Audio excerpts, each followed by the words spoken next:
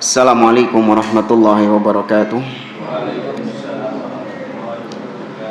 Innal hamdalillah nahmaduhu wa nasta'inuhu wa nastaghfiruh wa na'udzu billahi ta'ala min shururi anfusina wa min sayyiati a'malina. Man yahdihillahu fala mudilla lahu wa man yudlil fala hadiyalah.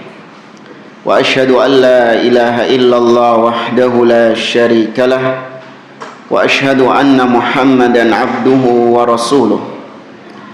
Ya ayyuhalladzina amanu taqullaha haqqa tuqatih wa la tamutunna illa wa antum muslimun. Ya ayyuhan nasu taqu rabbakumul ladzi khalaqakum min nafsin wahidah wa khalaqa minha zawjaha وبث منهما رجالا كثيرا ونساء واتقوا الله الذي تساءلون به والأرحام إن الله كان عليكم رقيبا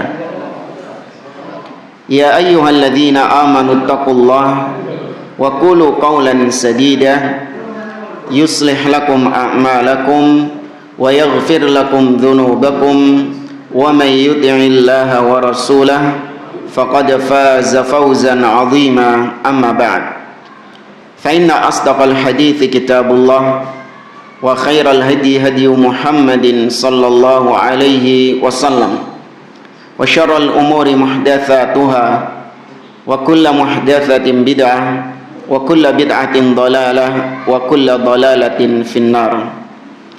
معاشر المسلمين إخواني في الله رحمني ورحمكم الله. Kita melanjutkan kembali pembahasan kitab Taujihat Islamiyah oleh Syekh Muhammad bin Jamil Zainu rahimahullahu ta'ala. Kita sampai di halaman ke-38 dari buku aslinya dengan judul Wujubu Salatil Jum'ati wal Jamaah. Wajibnya salat Jumat dan salat berjamaah. Kata beliau, salatul jum'ati wal jamaah wajibatun 'ala rijali lil adillatil atiyah. Salat Jumat dan salat berjamaah, maksudnya salat fardu 5 waktu berjamaah, itu hukumnya wajib bagi muslim. Ya, maksudnya muslim, laki-laki muslim. Berdasarkan dalil-dalil berikut ini. Di sini dibawakan 2 dalil tentang sholat Jumat, kemudian dibawakan 3 dalil tentang sholat berjamaah. Kita mulai dengan sholat Jumat dulu. Dalil wajibnya sholat Jumat.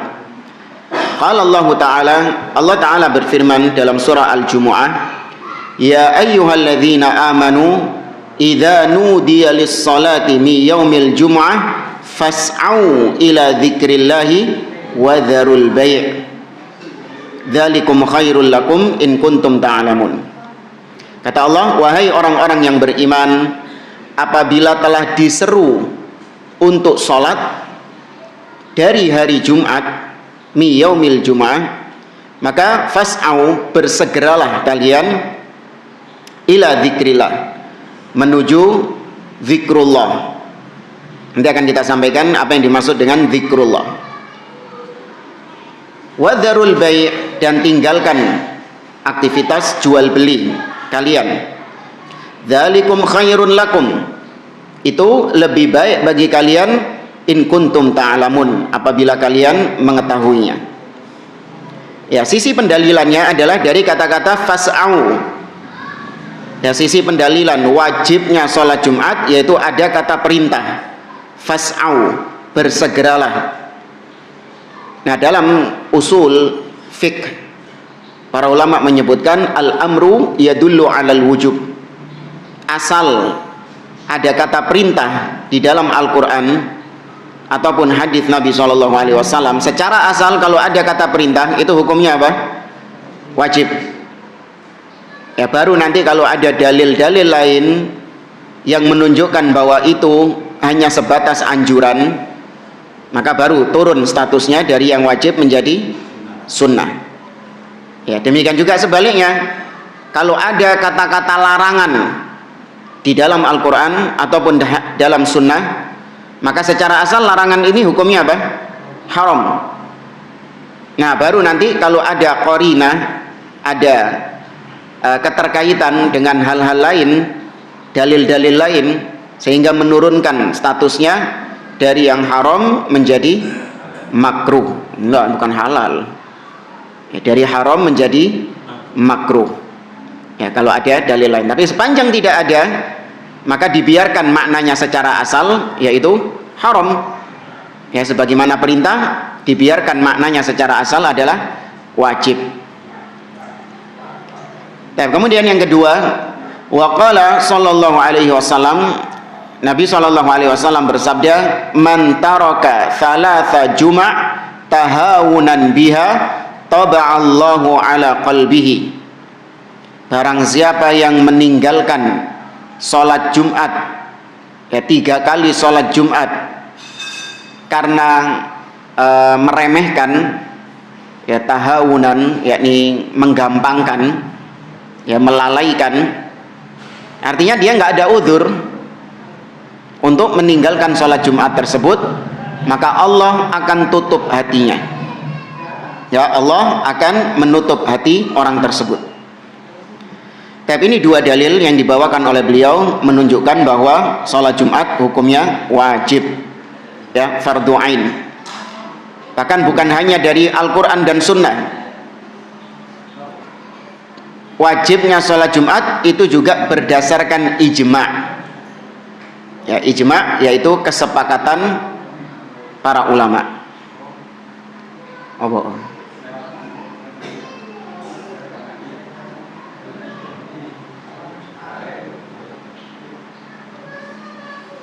Kenapa baru?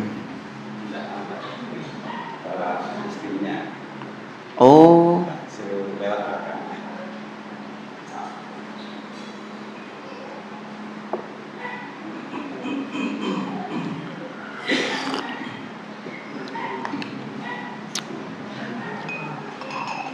Baik. Kemudian di sini kita tambahkan materi lain dari referensi lain tentang permasalahan-permasalahan seputar sholat Jumat.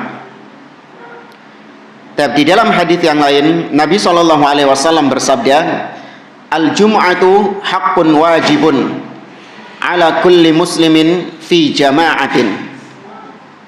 Kata Nabi SAW, sholat Jumat itu adalah suatu hak yang diwajibkan atas setiap muslim fi jama'ah, dengan dilaksanakan secara berjamaah.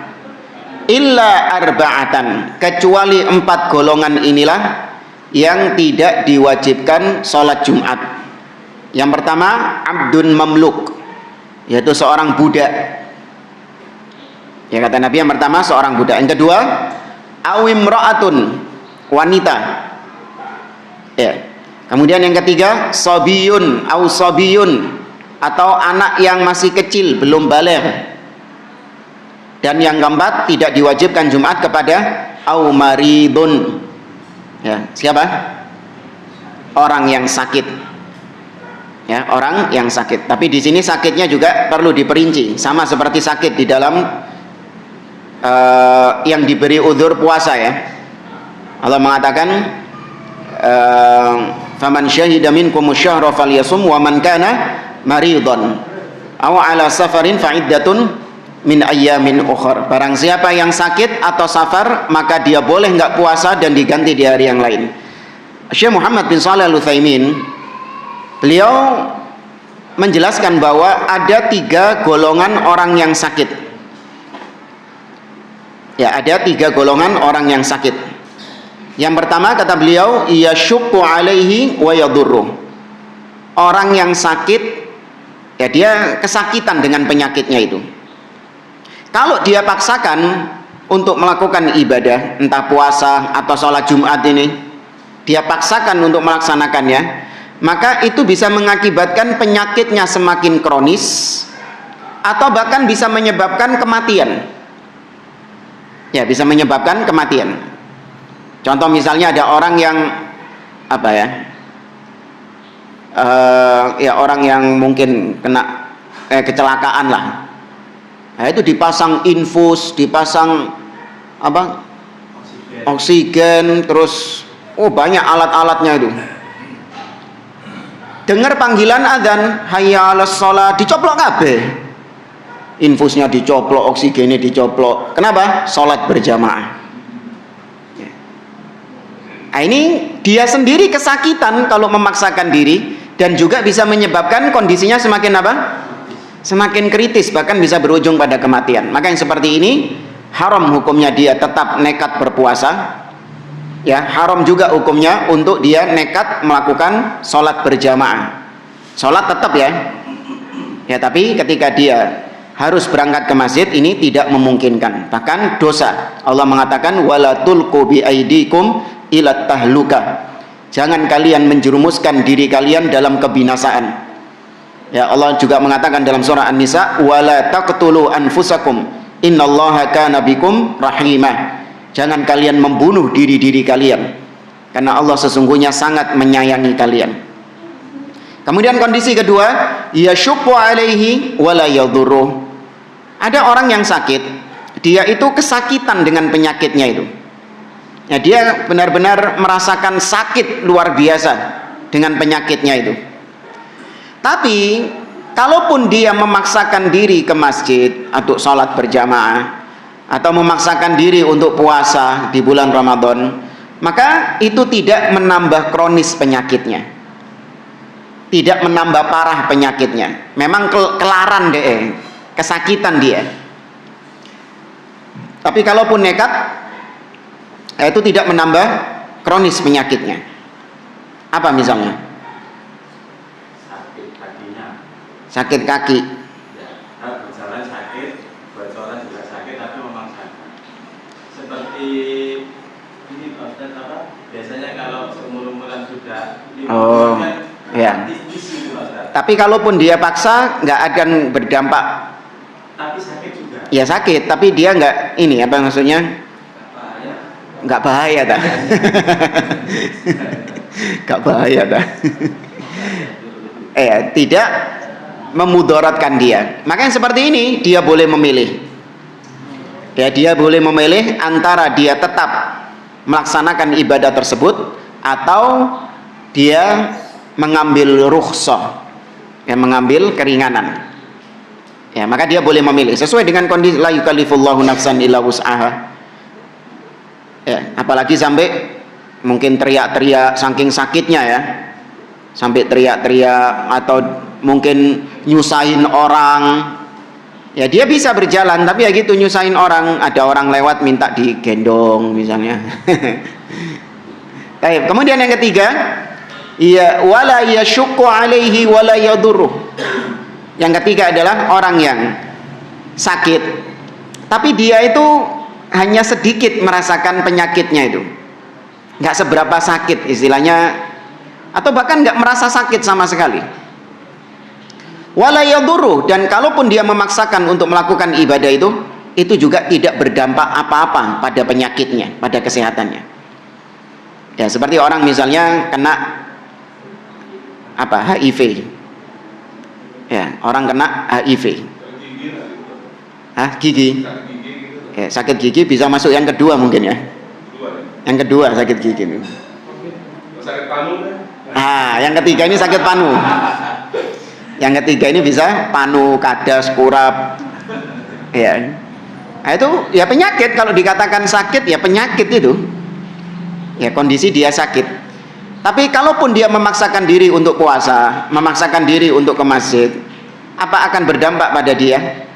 Nggak dampak sama sekali. Ya, nggak ada efeknya sama sekali, dan dia juga nggak merasakan sakit. Kalaupun merasakan sakit ya kecil. Maka orang seperti ini tetap wajib untuk melaksanakan ibadah tersebut, sholat berjamaah, atau kalau puasa dia wajib berpuasa.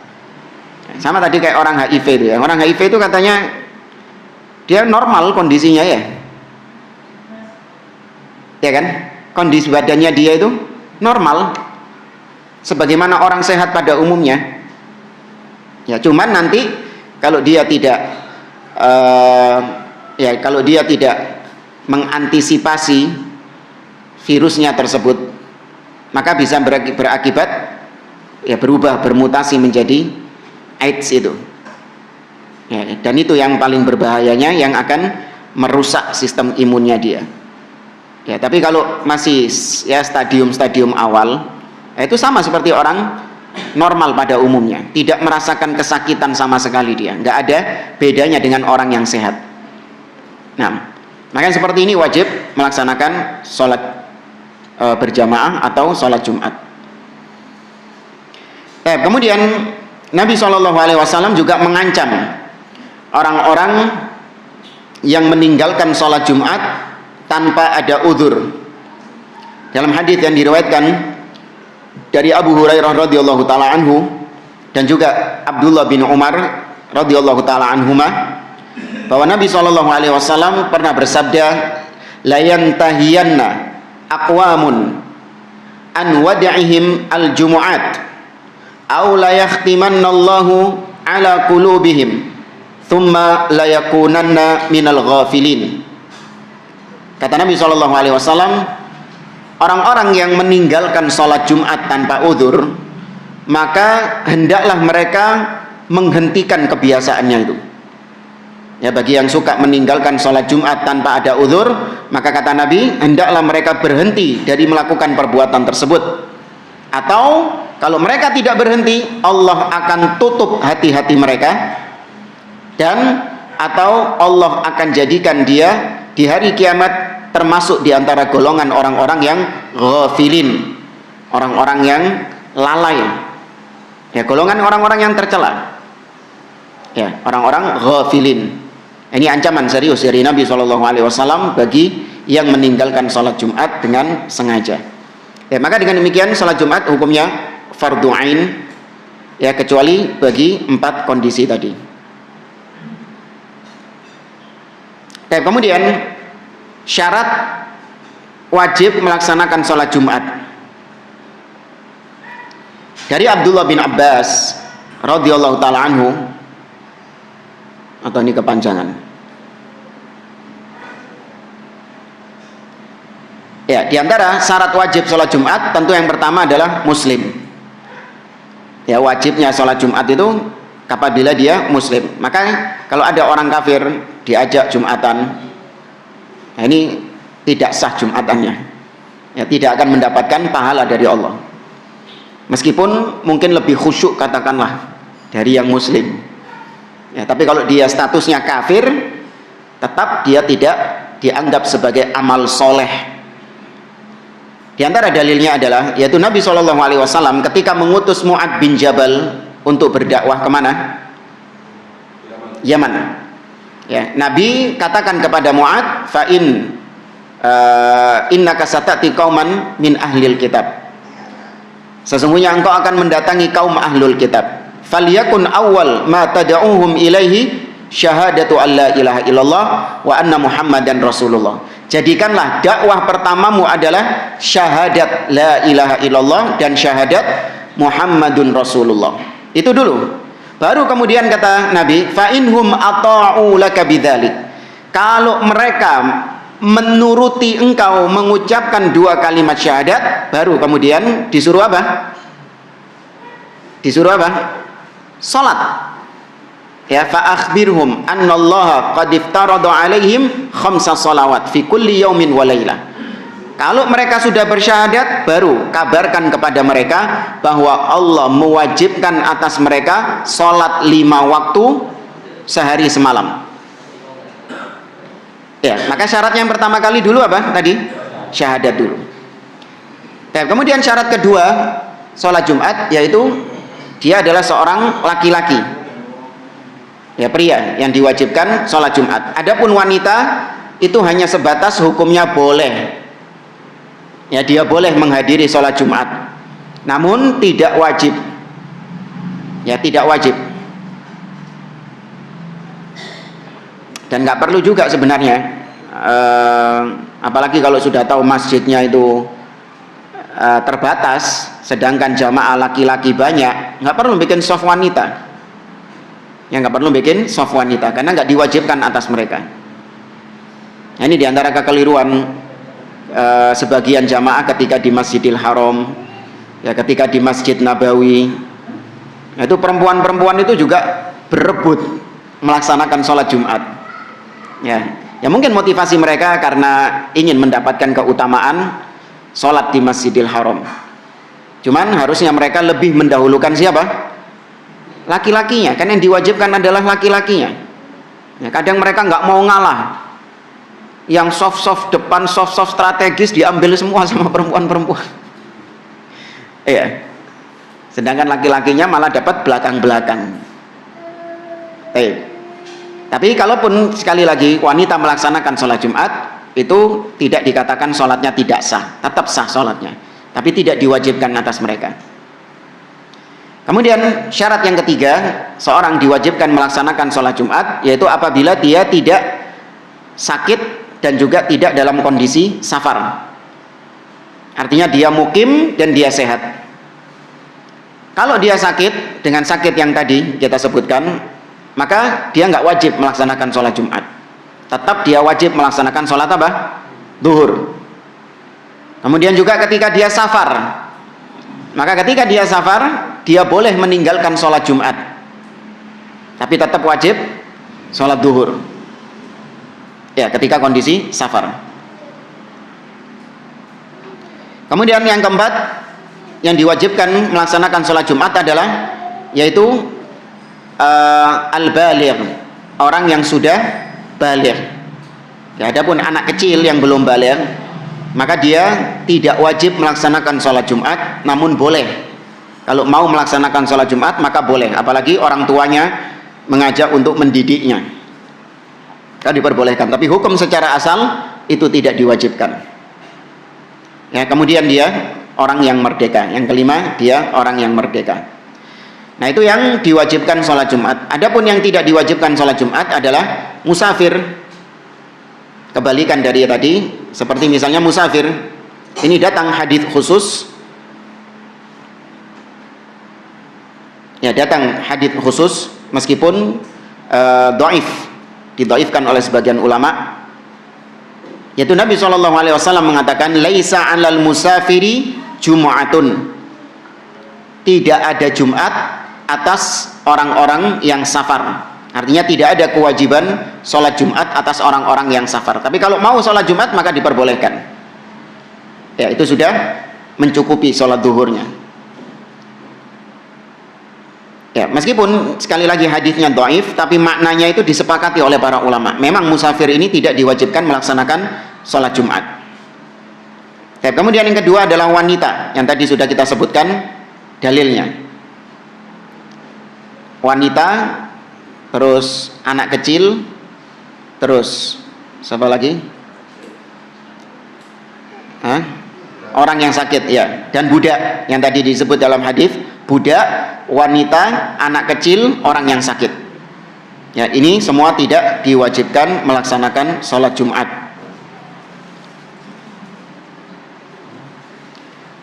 Baik, kemudian apa syarat menegakkan sholat Jumat? Ya, apa syarat-syaratnya untuk menegakkan melaksanakan sholat Jumat itu? Ya, ada syarat-syarat secara umum, yakni syarat-syarat secara umum yaitu syarat yang sudah kita pelajari di pelajaran sebelumnya. Harus menghadap kiblat, harus suci dari hadas, ya, kemudian menutup aurat. Nah, ini kan syarat-syarat apa? Syarat-syarat umum. Apa cuman Jumatan yang kayak gitu? Kan enggak kan, semua sholat kayak gitu. Nah, ini nggak perlu kita bahas. Nah, yang perlu kita bahas di sini adalah syarat khusus yang berkaitan dengan sholat Jumat saja. Yang pertama, yaitu sudah masuk waktu duhur. Ya, sholat Jumat itu baru bisa ditegakkan, dilaksanakan ketika sudah memasuki waktu duhur, yaitu matahari sudah tergelincir ke arah terbenamnya. Ya, matahari sudah tergelincir ke arah terbenamnya.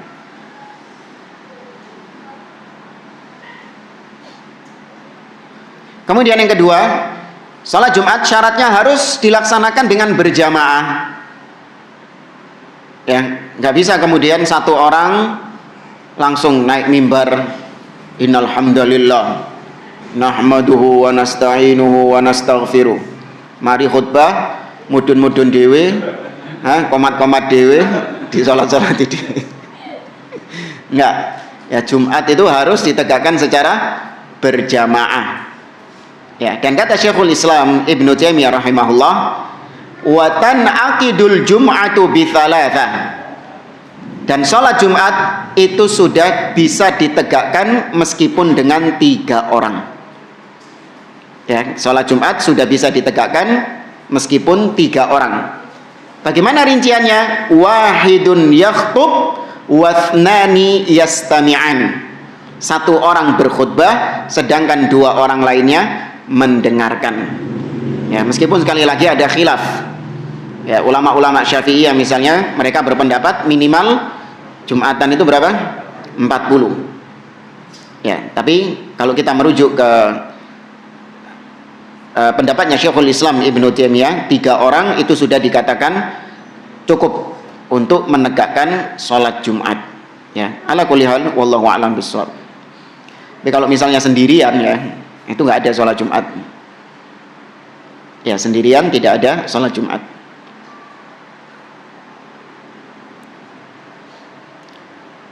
Kemudian diantara syarat ditegakkannya sholat Jumat yaitu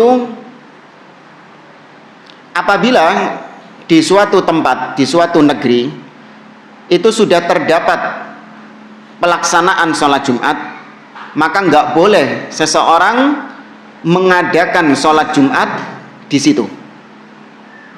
Ya, saya ulangi, kalau di suatu negeri sudah ada yang menegakkan sholat Jumat, maka tidak boleh bagi kaum muslimin yang ada di sekitarnya situ untuk melaksanakan sholat Jumat lainnya.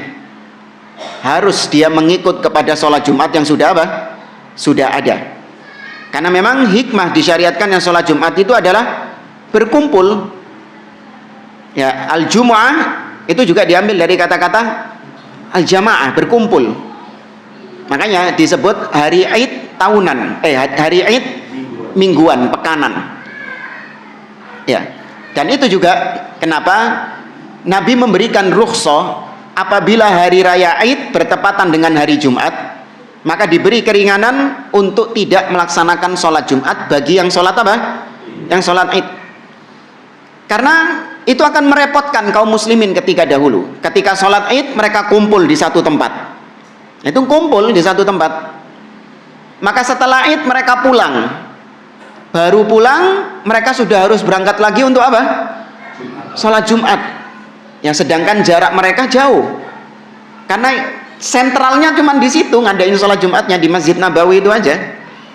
Mereka harus berjalan jauh, maka diberi rukhsah. Ya, apakah tetap berlaku sampai sekarang? Iya, tetap berlaku sampai sekarang.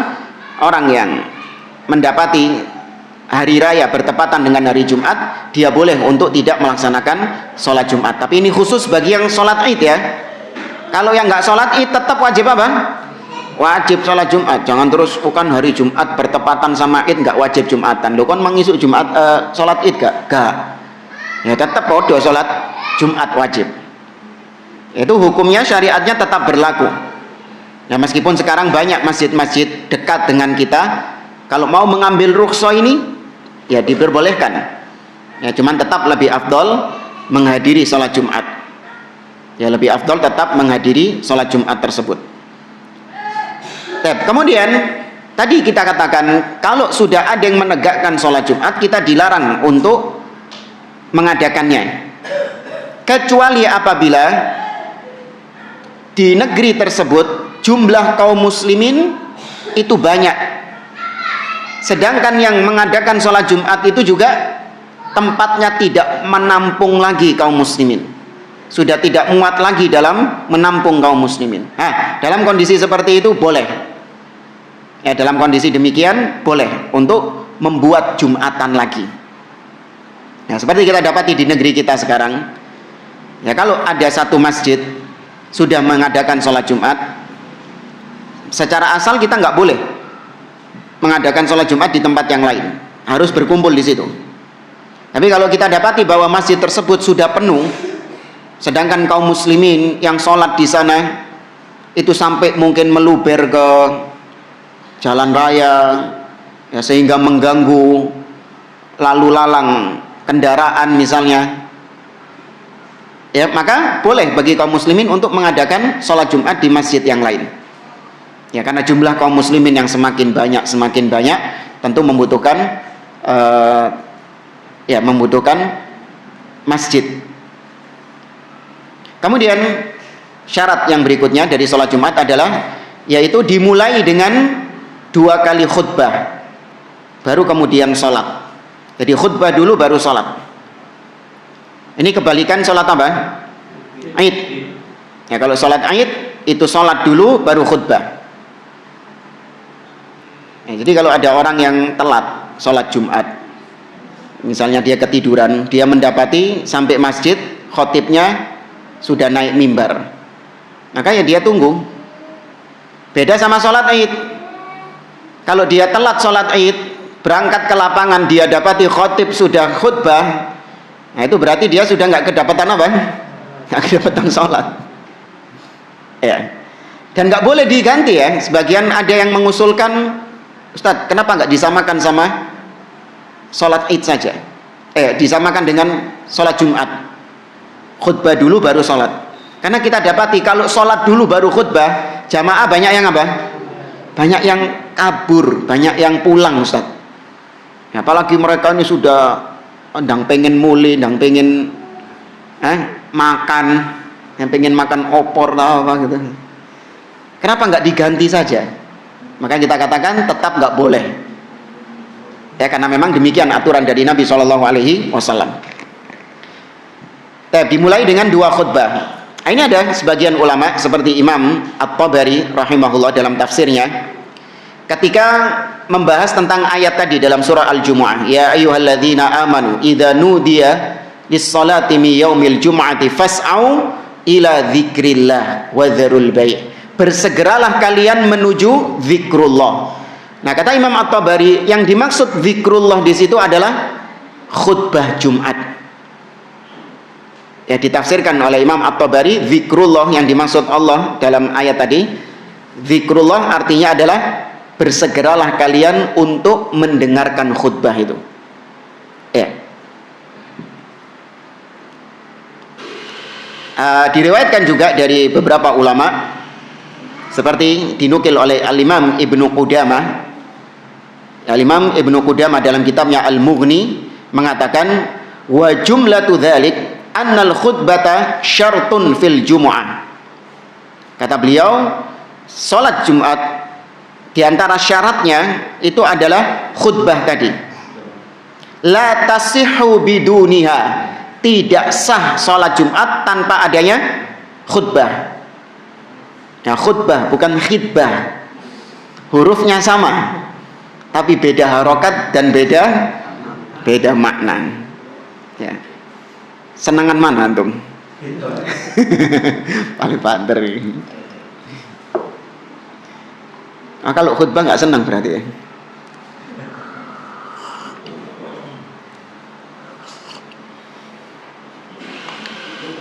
Padahal khutbah itu senang itu kalau diterima. Kalau nggak diterima kan menyakitkan jamaah. Khutbah itu, cari lagi. Maka kata beliau, tidak sah, ya tidak sah Jumat, sholat Jumat tanpa khutbah. Dan itu diucapkan juga oleh Atha bin Abi Rabah, kemudian Ibrahim An-Nakhai, kemudian Qatadah, Sufyan Ats-Tsauri, pendapat Imam Syafi'i, Ishaq bin Rahawai, ya, dan para ulama-ulama yang lain. Kata Ibnu Qudamah, wala na'lamu fihi mukhalifan. Ya, dan kami tidak mendapati ada para ulama yang menyelisihinya. Ya, kecuali hanya segelintir saja. Kalaupun ada yang menyelisihi, tapi secara umum para ulama sepakat khutbah itu kedudukannya sama seperti 2 rakaat duhur. Ya, jadi kalau sholat duhur 4 rakaat, sholat Jumat 2 rakaat, maka kurangan 2 rakaatnya ini ada di mana? Di khutbahnya. Ya, kurangan 2 rakaatnya itu ada di khutbah. Jadi jangan kita menggampangkan, nyantai-nyantai, yang penting sholatnya. Ya, sudah dikumandangkan adzan masih santai di rumah, nunggu qomat baru berangkat ke masjid. Enggak. Ya, ini keliru. Harus dia mengikuti khutbah tersebut. Oke, kemudian kita masuk ke khutbah sholat Jumat. Khutbah sholat Jumat itu harus dilakukan kalau sudah masuk waktu Jumat kan. Tidak ada istilahnya khutbahnya itu ketika subuh. Khutbah dhisik, nah nanti duhur tinggal sholat tok Ustaz. Nggak ada.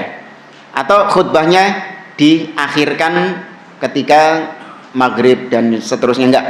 Ya, khutbah ketika masuk waktu duhur. Ya, khutbah dilakukan sebelum sholat, bukan setelah sholat. Ini juga sudah kita sampaikan tadi. Dan antara khutbah dengan sholat itu langsung berkesinambungan. Ya, tidak dijeda dengan ya jeda-jeda yang tanpa udzur. Ya, jeda yang tidak ada udzurnya. Setelah khutbah ya turun dulu, apa misalnya ngobrol, makan-makan dulu, ngopi-ngopi sih gitu. Baru kemudian sholat Jumat. Enggak boleh.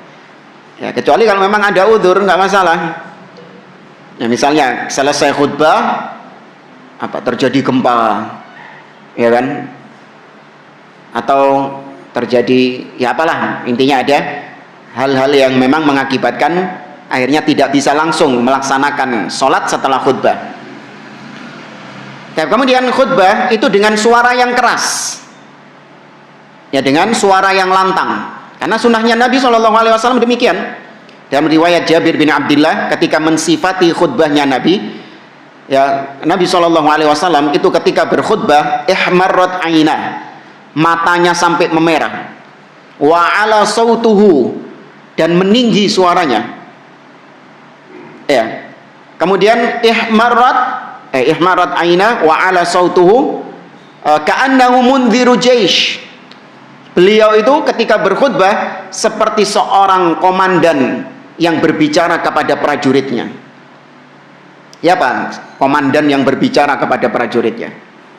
Apa dengan suara yang lemah lembut? Atau dengan suara yang nyaring, yang lantang? Suara yang lantang. Iya. Kan nggak ada istilahnya komandan yang apa TNI suaranya lemah lembut. Nggih, monggo. Kalau sama prajuritnya ya, bukan sama orang biasa, enggak. Ngomong sama prajuritnya dengan suara yang lemah lembut enggak ada. Itu dengan suara yang lantang, yang tegas. Ya, maka dengan suara yang keras. Kemudian khutbah, ketika berkhutbah itu disunahkan khutbah dengan menggunakan bahasa yang dipahami oleh orang yang ada di, ya orang yang hadir di situ, menggunakan bahasa yang dipahami oleh mereka. Maka di antara kesalahan sebagian orang memaksakan berkhutbah dengan bahasa Arab. Nah, ini maksudnya nggak tersampaikan jamaah. Karena maksud daripada khutbah itu adalah menyampaikan nasihat-nasihat, ya petua-petua, wejangan-wejangan yang bisa menjadi bekal bagi seorang muslim dalam kehidupannya. Ketika memang mereka tidak memahami bahasa Arab, maka apa manfaatnya dia berkhutbah dengan bahasa Arab itu? Apa coba? Manfaatnya apa jemaah? Tersampaikan nggak isi khutbahnya itu? Tidak tersampaikan. Ya, yang ada justru nanti jadinya riya. Waduh, gaya khotib isok bahasa Arab. Sing jamaahnya yo timbangnya anu mantuk-mantuk wis mantuk-mantuk sok-sok paham gitu, padahal gak paham ya. Maka tidak tersampaikan. Lu Ustaz, itu di Arab Saudi di Masjidil Haram itu khutbahnya pakai bahasa Arab. Iya, memang mayoritas orang-orang di sana paham bahasa Arab. Kan itu dari berbagai penjuru dunia. Iya, meskipun dari berbagai penjuru dunia, kebanyakan mereka juga paham bahasa Arab. Itu kalau di sensus itu jamaah umroh, jamaah haji yang ada di sana, antara yang paham bahasa Arab sama nggak paham bahasa Arab, lebih banyak yang paham bahasa Arab. Tapi kalau yang disensus cuman jamaah Indonesia tok, nah ini baru banyak yang nggak paham, mantuk tok ini. Ya, tapi intinya kalau di Indonesia berkhutbah itu dengan menggunakan bahasa yang dipahami. Ya. Kemudian disunahkan untuk meringkas khutbah itu, karena khutbah itu bukan kajian ya. Khutbah itu bukan kajian, jadi nggak usah terlalu ilmiah, terlalu muluk-muluk atau terlalu ribet dalam menyampaikan materinya. Enggak, materi-materi yang mudah dipahami oleh orang-orang awam sekalipun dengan bahasa-bahasa yang mudah dipahami oleh mereka. Nggak usah menunjukkan ini sok intelek. Ya pakai bahasa-bahasa yang intelektualis. Jangan. Ya, sesuai dengan kondisi jamaahnya. Iya, kalau kau sedang berkhutbah di pondok pesantren di mana jamaahmu itu adalah siapa? Santri-santri, ustadz-ustadz. Itu pakai bahasa Arab tadi nggak apa-apa itu. Iya, malah harusnya memang harus pakai bahasa Arab kalau di situ. Nah, tapi kalau kepada orang-orang awam, nah itu nggak perlu terlalu muluk-muluk bahasanya. Nah, karena ini bukan kajian, ini khutbah, maka diringkas. Kemudian khutbahnya dibagi menjadi dua. Ya, khutbah 2 kali. Nah, tapi itu tadi yang berkaitan dengan khutbah. Kemudian berkaitan dengan sholat Jumat, maka sholat Jumat itu dengan jahar, bukan sir. Ya, tapi sholat Jumat itu dijaharkan, dikeraskan suaranya. Ada beberapa sunnah-sunnah dalam membaca surat ketika sholat Jumat, tapi ini hanya sebatas sunnah, yakni bukan menjadi syarat sahnya sholat Jumat. Yaitu kebiasaan Nabi SAW ketika sholat Jumat, beliau rakaat pertama setelah membaca surah Al-Fatihah, beliau membaca Sabbihisma Rabbikal A'la. Yang kedua, Hal ataka hadithul ghasyiyah. Dalam riwayat yang lain, Nabi juga sering membaca rakaat pertama Al-Jumu'ah, rakaat kedua Al-Ghasyiyah. Ya, yang ketiga membaca surah Al-Jumu'ah, dan di rakaat kedua membaca surah Al-Munafiqun. Itu ada 3 dalil tadi yang kita sebutkan. Ada 3 pilihan yang kita sebutkan: Al-A'la dan Al-Ghasyiyah, Al-Jumu'ah dan Al-Ghasyiyah, dan Al-Jumu'ah Al-Munafiqun. Ini sekali lagi sunnah, bukan menjadi syarat sahnya sholat. Kemudian adab-adab dalam sholat Jumat. Yang pertama, adab dalam sholat Jumat, hendaklah kita datang menuju masjid di awal waktu. Ya, kita datang sholat Jumat itu di awal waktu. Memang kendalanya kita tinggal di Indonesia ini Jumat bukan hari libur, sehingga sebagian orang itu susah untuk mendapatkan sunnah ini. Ya, sebagaimana Nabi SAW mengatakan, man raha fis sa'atil ula faka'annama qarraba badana. Barang siapa yang berangkat sholat Jumat di awal waktu, maka dia seperti berkorban apa? Seekor unta. Nah, kemudian yang kedua, di waktu berikutnya seperti berkorban sapi. Ya, berikutnya seperti berkorban kambing. Ya, kemudian seperti berkorban ayam. Dan yang kelima seperti berkorban telur. Ya. Yang keenam apa berarti? Hah? Doposo. Baik. Ini bagi kita, terutama di Indonesia yang Jumat bukan hari libur, ya ini susah. Karena kalau kantor-kantor itu mereka baru boleh keluar kantor mepet waktu Jumat ya. Ya kan? Mepet waktu Jumat. Itu pun dalam kondisi sudah capek bekerja dari pagi, lapar, ya kan? Kemudian pakaian juga sudah apa? Bau, ya pakaian sudah apa, badan ini sudah berkeringat, sudah bau, sehingga menghadiri sholat Jumat itu ngantuk, ya, angop tidur, ya. Beda sama orang-orang Nasoro. Ya, orang-orang Nasrani ketika hari Ahad, ya mereka berangkat ke gereja dengan apa? Dengan fresh, segar, hari libur, nggak ada ngantuk. Apa? Iya. Coba lihat orang-orang yang berangkat ke gereja pagi-pagi itu. Bagus-bagus kan? Iya. Bukan masalah sugih, bukan. Iya, pakaiannya terbaik, terus kemudian mandi dulu, pokoknya pakai baju yang paling bagusnya. Mereka siap untuk menghadiri menghadiri ibadah mereka di gereja itu. Beda sama kita nggak siap. Orang-orang kita ini nggak siap ketika hari Jumat itu, karena kondisi mereka sudah kerja setengah hari, capek, panas, ya kan? Sehingga menghadiri sholat Jumat itu tidur itu. Ya, kesempatan. Cuman ini sekali lagi adab ya, adab. Bukan berarti kalau kehilangan adab ini nggak sah sholat Jumatnya, tidak. Tapi kalau orang mampu melaksanakannya maka itu lebih baik. Kalau orang mampu melaksanakannya maka itu lebih baik. Dan maka datang ke masjid di awal waktu. Kemudian di antara adab menghadiri sholat Jumat yaitu dia berangkat ke masjid dalam kondisi sudah berwudu dari rumahnya. Ya, sudah berwudu dari rumahnya. Bukan kemudian rebutan wudu di masjid. Ya, kecuali dalam kondisi memang dia lupa atau tengah jalan dia batal wudunya, ini beda lagi. Tapi kalau mau sunnah itu sudah wudu dari rumah. Ya, kemudian ketika khatib berkhutbah maka harus diam. Ya, tidak boleh ada aktivitas-aktivitas atau pembicaraan-pembicaraan yang lain selain mendengarkan khatib. Nabi SAW bersabda, "Man tawadda'a fa ahsanal wudu, thumma atal jum'ah fastama'a wa ansata, ghufira lahu ma bainahu wa bainal jum'ah wa ziyadatu thalathati ayyamin wa man massal hasa faqad lagha."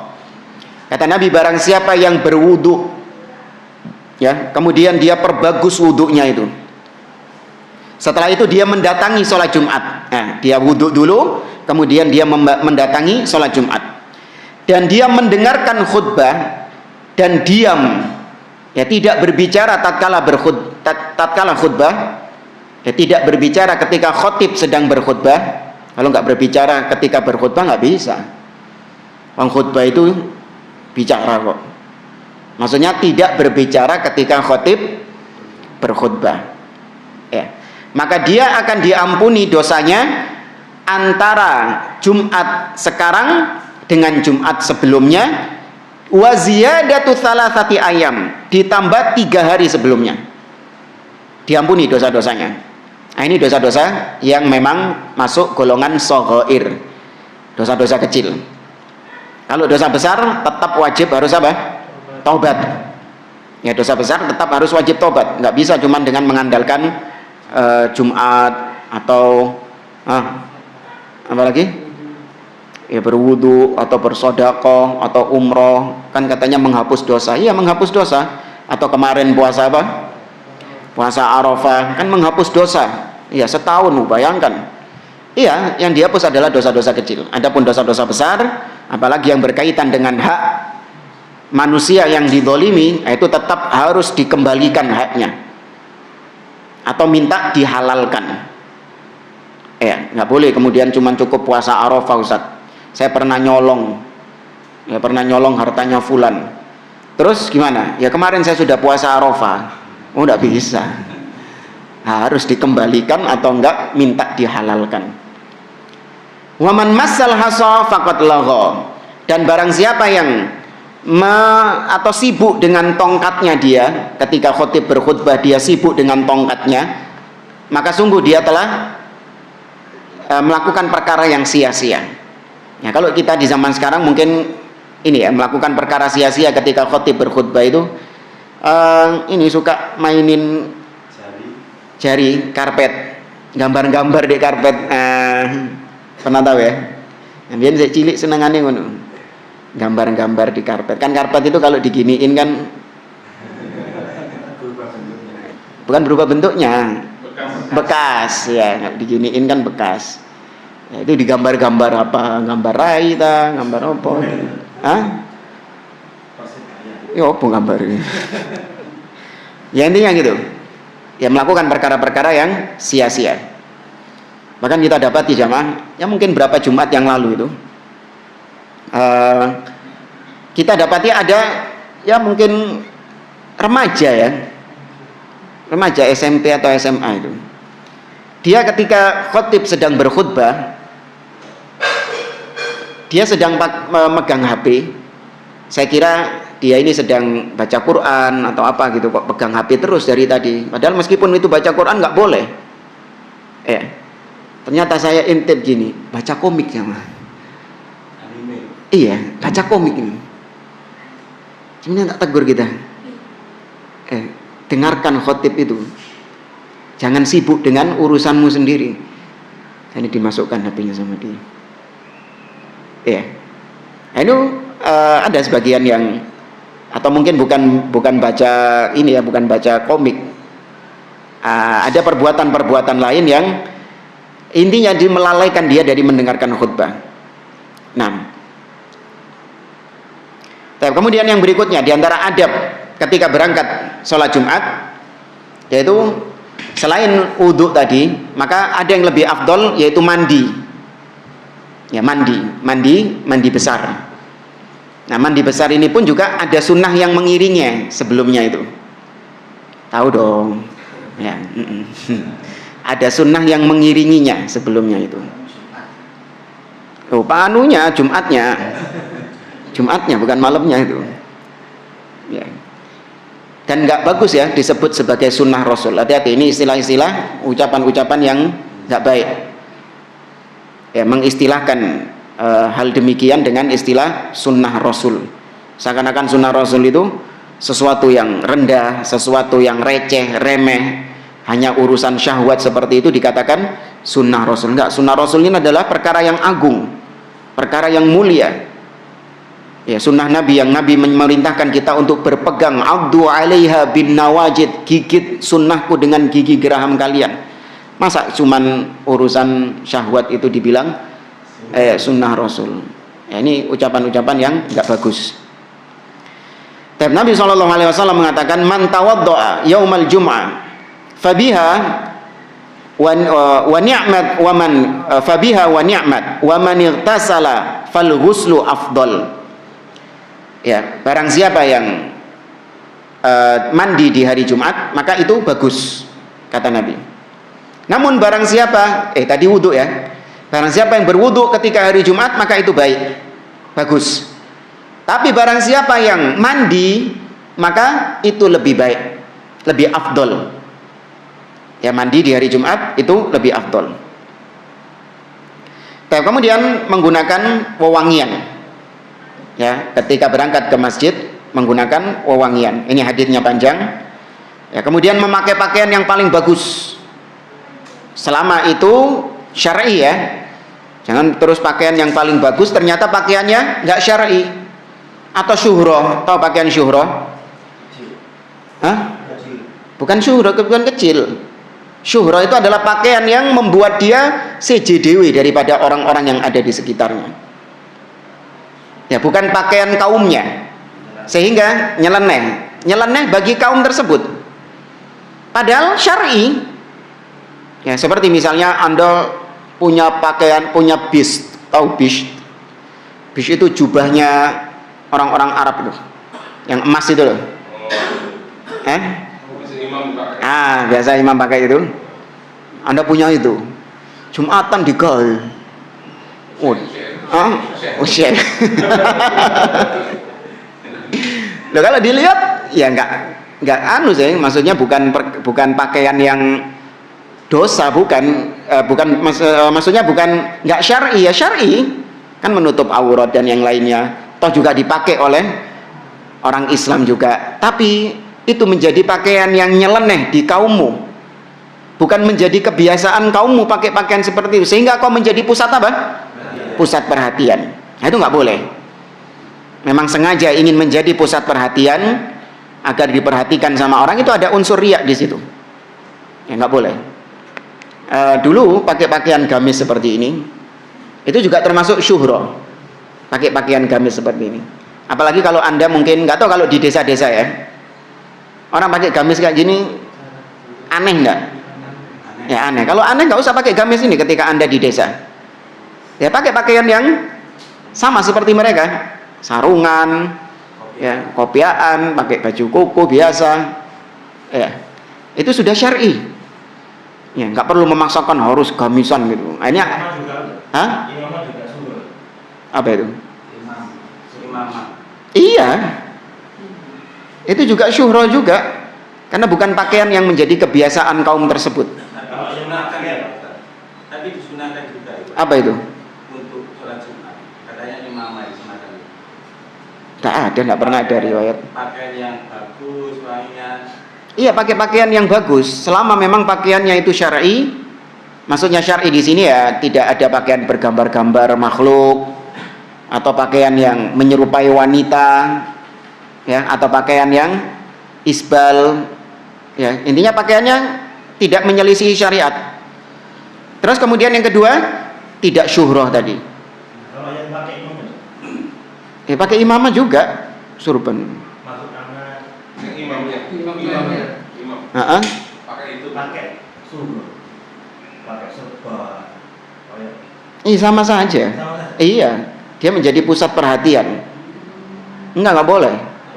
Nggak boleh. Ya, itu berlaku bagi siapapun, nggak imam, nggak makmum. Maka pakai pakaian yang paling bagus di sini maksudnya adalah ya pakaian yang terbaik yang dia miliki.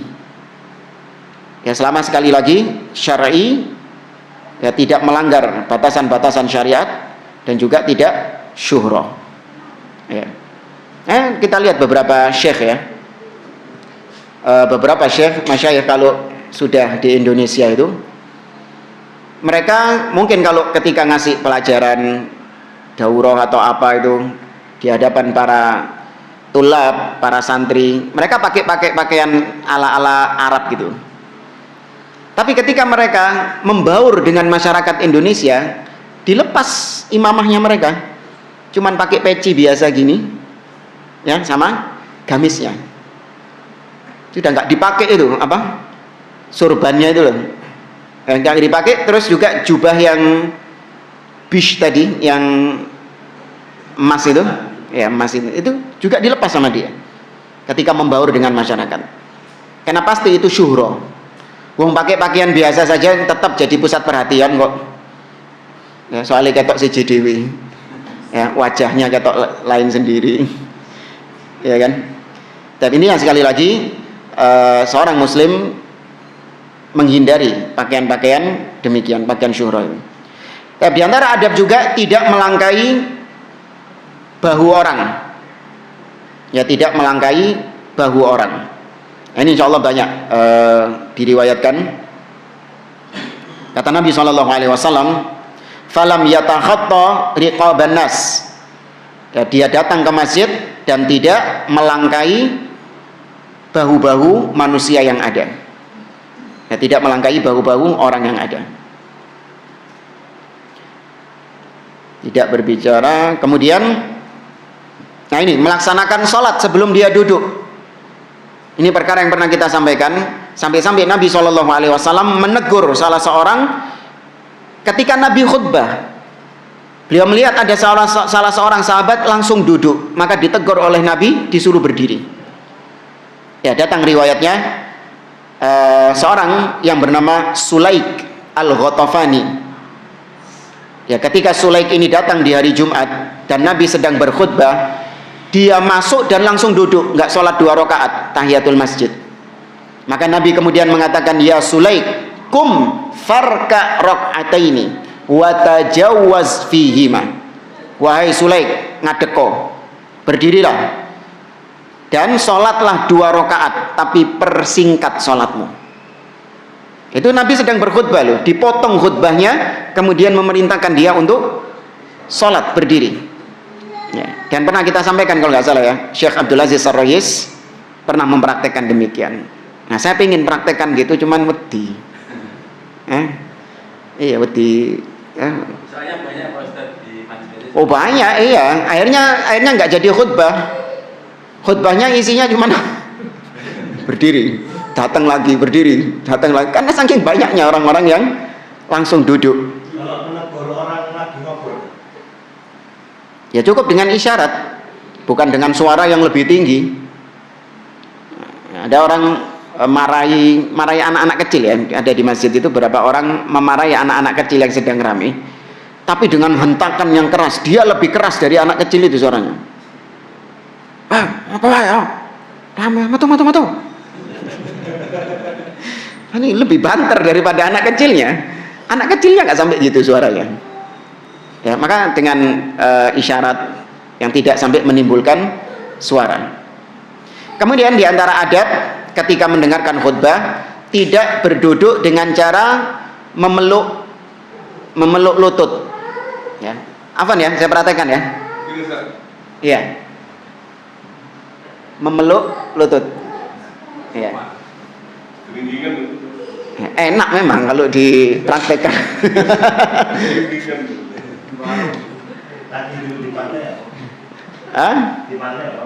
Oh, di pantai bebas. Antum mau peluk lututnya, mau peluk apa wae bebas. Cuma jangan peluk-peluk yang aneh-aneh. Datang hadisnya dari Sahal bin Mu'ad dari ayahnya, anna Rasulullah sallallahu alaihi wasallam naha anil habwa au anil hubwa yaumal jum'ah wal imama yakhthub.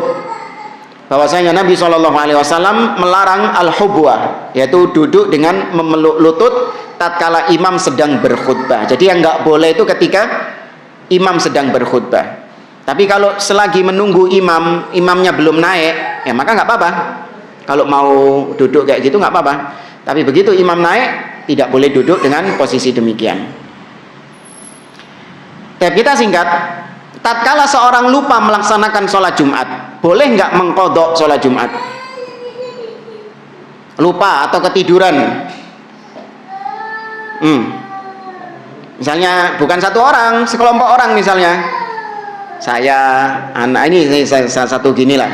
Kita lagi berlibur kemana gitu, atau kalau lagi kemana gitu, kita ketiduran sampai bangun jam 1 siang. Kabeh mbok dibius sampai sopo jam 1 siang bangun. Kita belum sholat Jumat. Boleh nggak kemudian kita mengqadha sholat Jumat di waktu itu? Atau bangun di waktu asar, kita qadha sholat Jumat di waktu asar, boleh? Nggak, ya tidak ada qadha sholat Jumat. Orang yang terlewatkan sholat Jumat, maka dia melaksanakan sholat apa? Duhur. Ya, tidak ada sholat Jumat. Nah, adapun berkaitan dengan menjamak antara sholat Jumat dengan sholat asar, maka ada khilaf di antara para ulama. Ada yang membolehkan karena menganggap Jumat itu adalah sholat apa? Duhur. Namun yang membolehkan ini hanya membolehkan jamak takdim, tidak membolehkan jamak takhir. Ya, jadi kalau Anda mengambil pendapat bolehnya menjamak sholat Jumat dengan sholat asar, maka sholat asarnya yang dilakukan di waktu Jumat gitu. Jadi setelah Jumat melaksanakan asar. Jangan Jumatannya yang ditarik di waktu asar. Ya, jamak takdim, bukan jamak takhir. Asarnya yang ditarik ke awal, bukan Jumatnya yang diakhirkan di waktu asar. Ya. Tapi sebagian ulama mengatakan enggak, Jumat beda dengan duhur, sehingga nggak boleh menjamak antara sholat Jumat dengan sholat duhur. Ya, ini khilaf di antara para ulama. Wallahu a'lam. Kalau Anda lebih condong kepada pendapat yang membolehkan, ya, membolehkan sholat duhur sholat Jumat dijamak dengan sholat asar. Maksudnya menjamak itu dia ada urusan? Iya, safar. Tapi yang terakhir, sebelum kita tutup, bagaimana seorang yang masbuk dalam sholat Jumatnya? Orang yang masbuk dalam sholat Jumatnya dirinci. Kalau dia menggampangkan Jumat, seperti misalnya khutbah, dia sengaja tanpa ada udzur, dia meninggalkan khutbah tersebut tanpa ada udzur, maka tidak sah Jumatnya.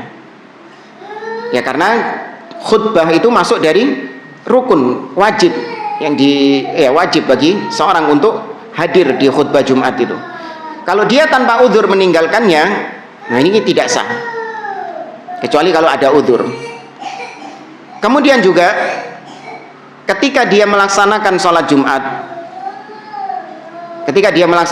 Jumat tersebut, atau dia datang sholat Jumat itu terlambat tanpa dia sengaja, dia datang terlambat, maka dia sholat sebagaimana biasanya. Apa yang kurang dari rokaatnya maka dia sempurnakan, ya seperti sholat pada umumnya. Ini kalau tidak disengaja, ya wallahu a'lam. Baik jamaah, saya cukupkan sampai di sini. Insyaallah pada pertemuan berikutnya kita akan bahas tentang sholat jamaah. Baik, mungkin ada yang mau ditanyakan? Ya.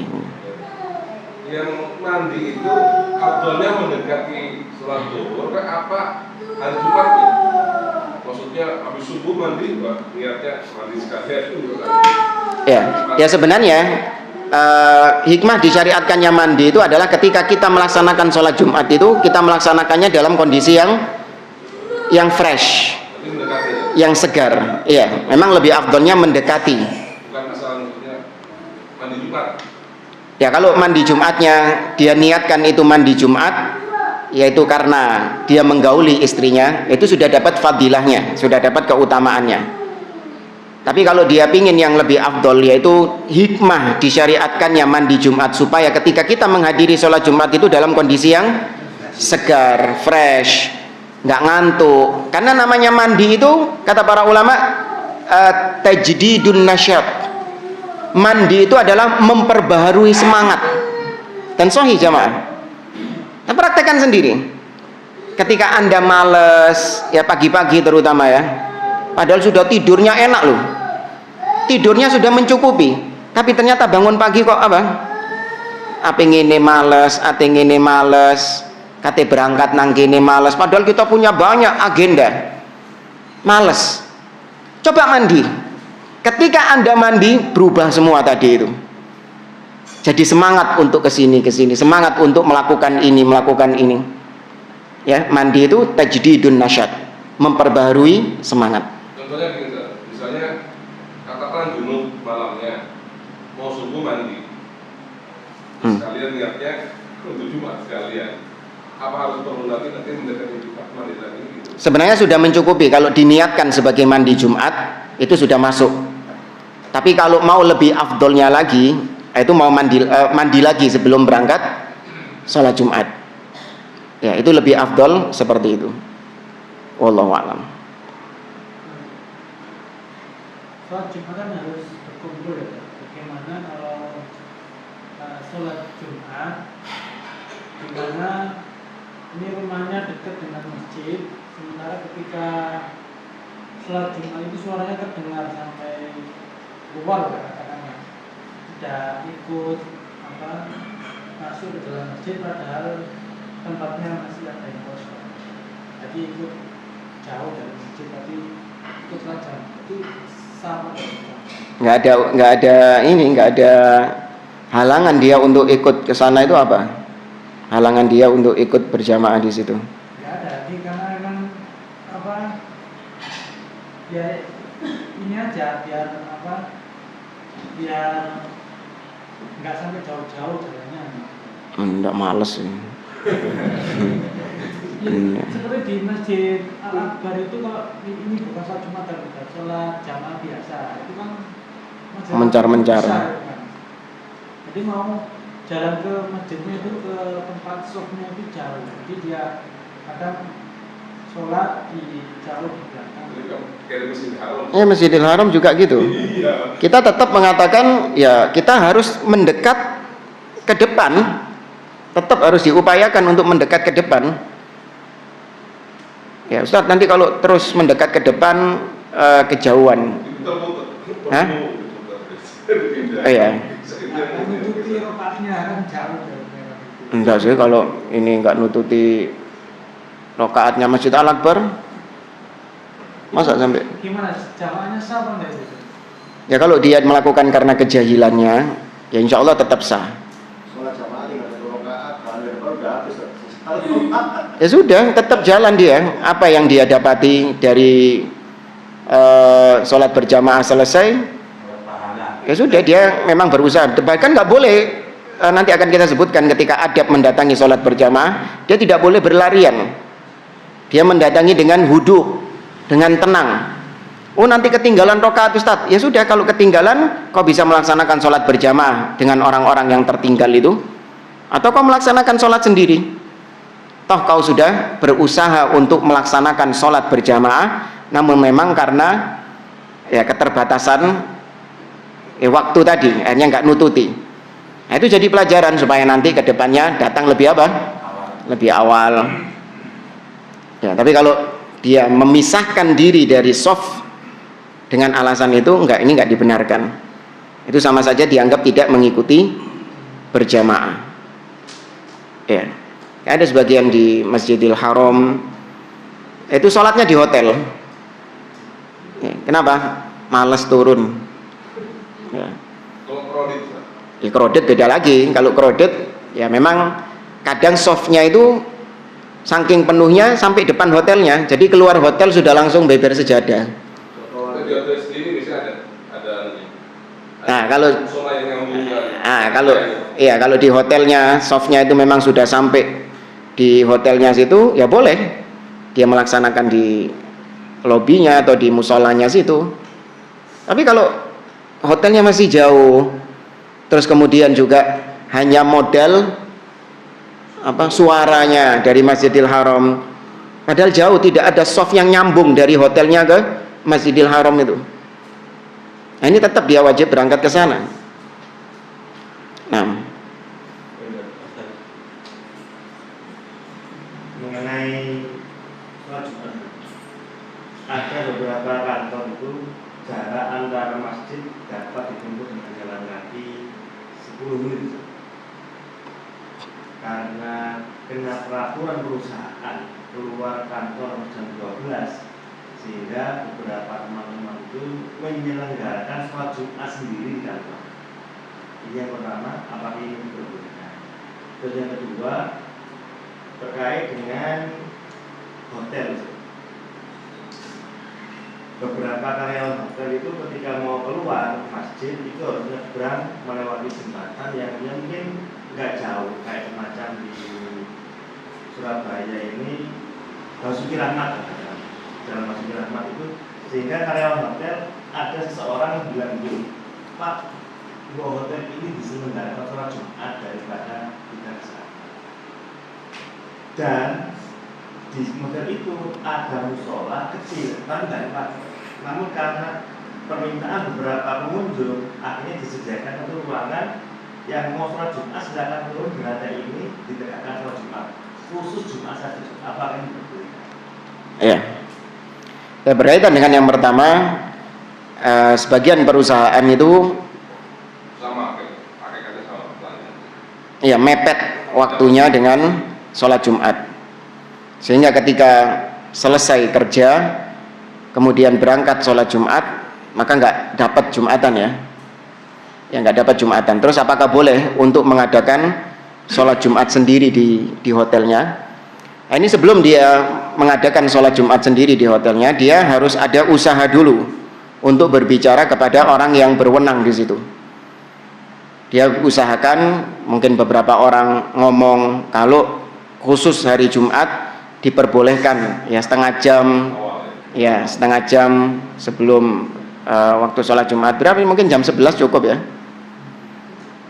Jam 11 ya, jam 11 sudah boleh untuk melaksanakan sholat Jumat misalnya. Harus ada usaha dulu ya, baru kemudian kalau memang dengan usaha, berbagai macam usaha ini tetap dilarang, ya dia mengadakan sholat Jumat di kantornya tersebut, di perusahaannya tersebut.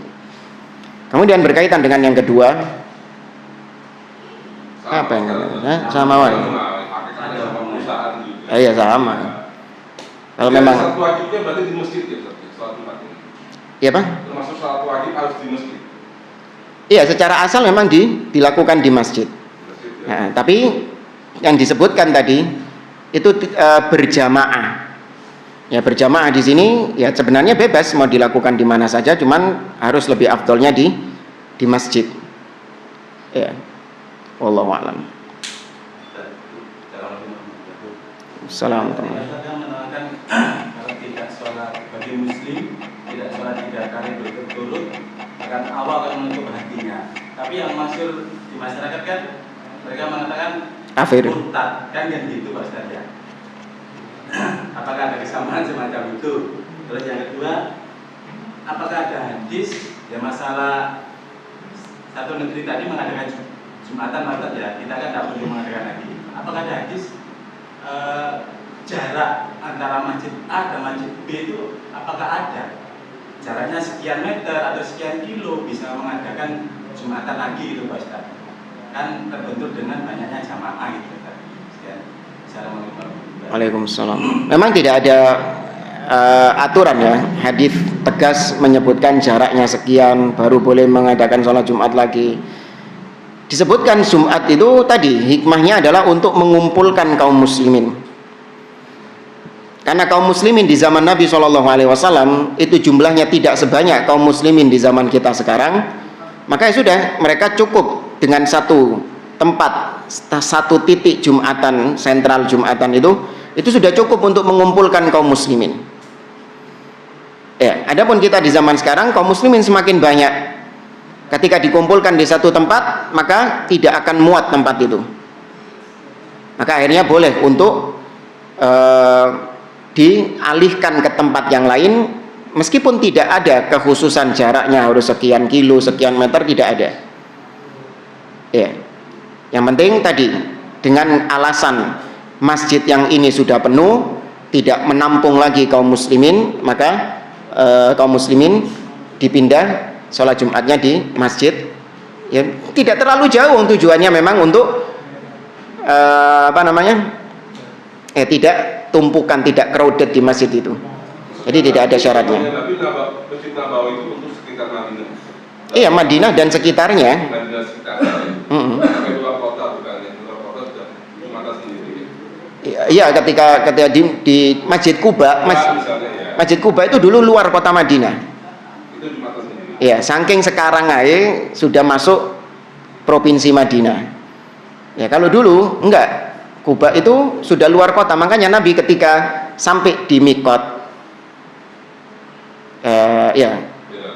Bir Ali juga luar kota Madinah, Kuba juga luar kota Madinah. Nabi ketika sampai di Mikot Bir Ali, Nabi mengkosor sholatnya. Ya, karena Mikot, padahal jaraknya berapa dekat nggak dari Masjid Nabawi itu? Iya, sampai setengah jam sudah nyampe. Tapi karena dulu itu adalah luar kota, sudah bukan bagian dari kota Madinah, Nabi kosor sholat di situ. Adapun sekarang enggak. Orang kalau ke Bir Ali, penduduk Madinah kalau ke Bir Ali enggak kosor mereka, karena sudah masuk apa? Sudah masuk wilayah Madinah. Soalnya ini Ustaz, ada beberapa masjid itu waktu Jumatan, jemaahnya cuma sedikit gitu Ustaz. Nah, mereka tetap jamaah ya, tetap memaksakan mengadakan sholat Jumat dan semacam itu Ustaz.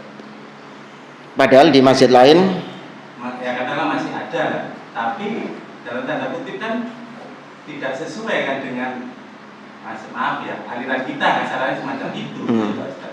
Itu hukumnya ya apa Ustaz? Kalau memang diketahui bahwa Jumatannya itu yang naik di mimbar itu adalah para dai-dai fitnah, ya, para dai-dai syubhat yang mengajak kepada kebid'ahan, mengajak kepada kesyirikan, maka ini ya tidak dianggap sebagai yang diperhitungkan sholat Jumatnya. Bukan berarti sholat Jumatnya tidak sah ya, tapi ini akan menimbulkan doror, akan menimbulkan keburukan bagi kaum muslimin. Maka boleh bagi orang-orang yang berada di atas sunnah untuk ya mengadakan sholat Jumat. Yang bertindak sebagai khatib di situ adalah orang-orang yang memang diketahui lurus akidah dan manhajnya. Itu boleh, termasuk diantara perkara yang baik kalau seperti itu. Ya, namun kalau sama-sama sunnah, ya sama-sama mengajarkan akidah dan manhaj yang hak, ya cuman karena permasalahan-permasalahan permasalahan duniawi, ya permasalahan sentimen pribadi, ada no Jumatan dewi. Ini nggak dibenarkan. Ya, tapi kalau dengan alasan tadi, yang khotib adalah dai-dai syubhat, dai-dai fitnah, mengajak kepada perkara-perkara yang batil, ya, bukan berarti sholat Jumatnya sekali lagi tidak sah, enggak. Ya. Terus yang pertama tadi apa tadi? Murtad tadi 3 kali. Oh ya, sholat Jumat, tidak sholat Jumat 3 kali murtad. Ini jangankan sholat Jumat ya, sholat fardu saja ulama khilaf. Jangankan 3 kali, sekali saja. Itu sebagian ulama, diantaranya Imam Ahmad bin Hambal, dalam salah satu ucapan beliau dihukumi murtad. Bahkan ditegaskan dalam kitab Usulus Sunnah beliau. Ya, beliau mengatakan man tarakas sholata faqad kafar. Ya, barang siapa yang meninggalkan sholat, maksudnya sholat fardu tanpa ada uzur, dia tinggalkan itu dengan sengaja amdan, maka dia telah kafir. Ini menurut pendapat Imam Ahmad. Adapun pendapat Imam Syafi'i, ulama-ulama Syafi'iyah, enggak kafir orang itu. Kalau cuman sekedar meninggalkan sholat karena malas, dia baru kafir.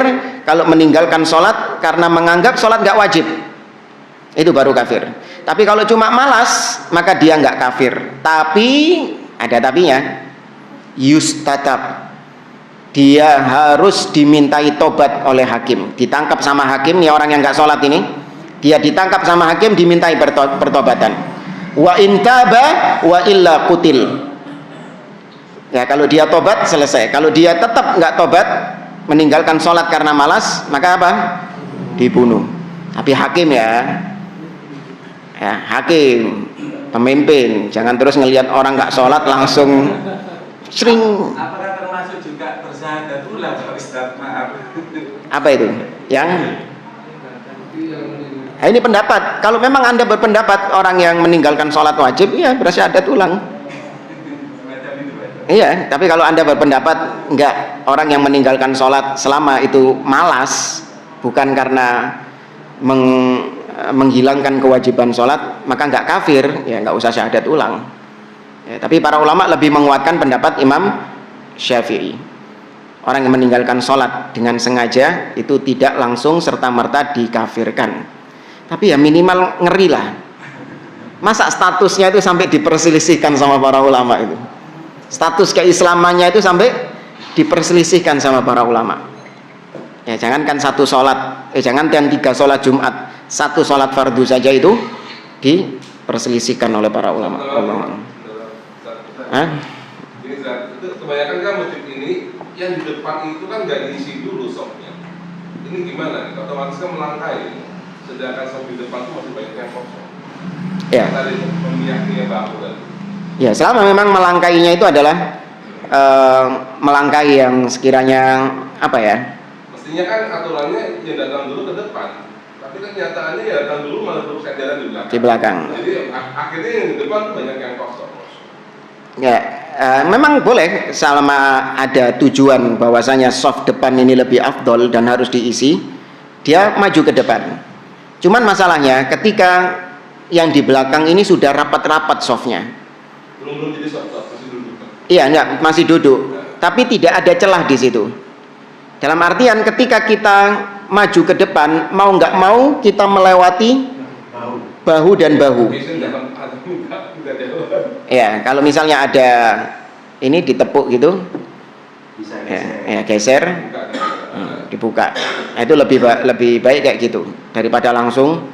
Jadi insya Allah nggak pernah ada ancaman dari Nabi. Ya, nggak apa-apa.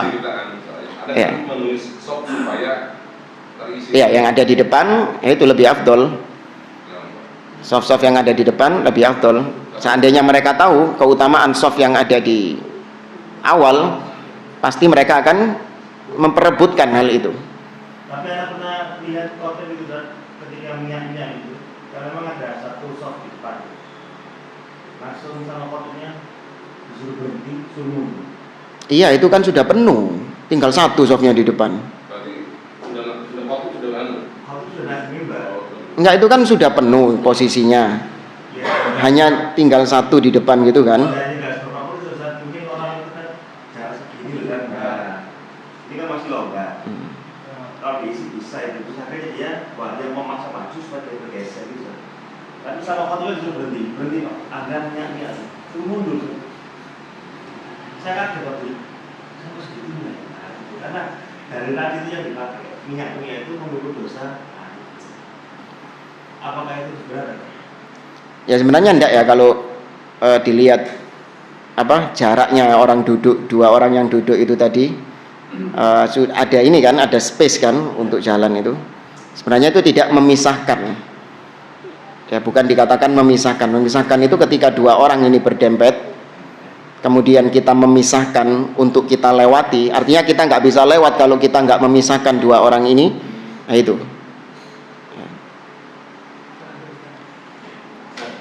Pakai tongkat itu ada sebenarnya. Hah? Khutbah pakai tongkat. Ya Nabi SAW dahulu beliau bersandar dengan tongkat. Tapi ada hajah, ada keperluan. Yaitu ketika Nabi usianya sudah lanjut, ya usianya sudah istilahnya Nabi tidak kuat lagi dalam menopang tubuhnya, itu Nabi bersandar dengan tongkat. Tapi tidak diriwayatkan Nabi memerintahkan para khotib untuk tongkatan semua. Nggak ada. Termasuk ritual serah terimanya juga. Nah itu apa lagi itu? Wallahu a'lam itu. Terakhir Pak, monggo. Ustaz, bagaimana hukumnya mengundurkan waktu sholat Jumat? Karena itu sudah pesanan Oh iya iya. karena pejabat. Yang kedua, mengambil tempatnya shop khusus untuk pejabat itu sebenarnya. Ya. Yang ketiga, benar. Apakah ada larangan kalau sholat Jumat itu kita harus Tasbih. tasbih? Iya. Ya, apa namanya, berkaitan dengan mengakhirkan waktu karena ada keperluan. Itu selama memang adzan dikumandangkan, selama memang sudah masuk waktu adzan, ya kemudian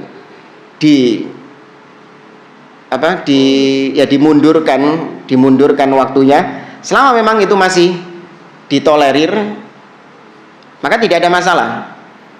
Misalnya zuhur sekarang jam 11.35, ya, itu kita baru mulai sholat jam 11.45 atau jam 12 khotib baru naik mimbar.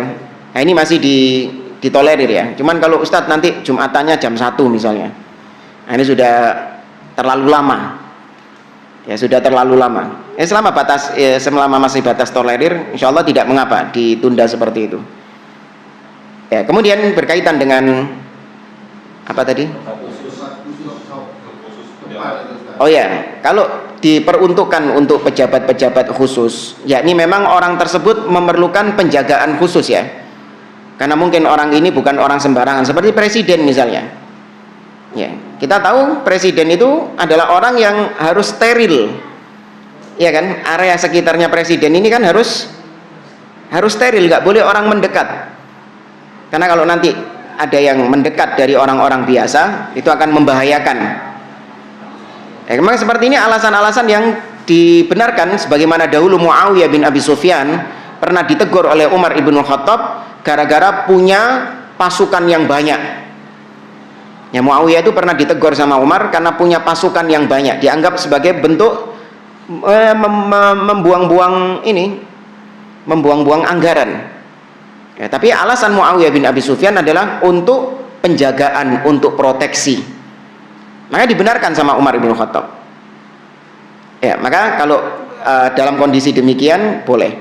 Tapi kalau soft dikhususkan ya untuk pejabat, padahal ini juga pejabat kelas yang apa ya? Iya, pejabat kelurahan, kecamatan, pejabat ini nggak benar, nggak boleh.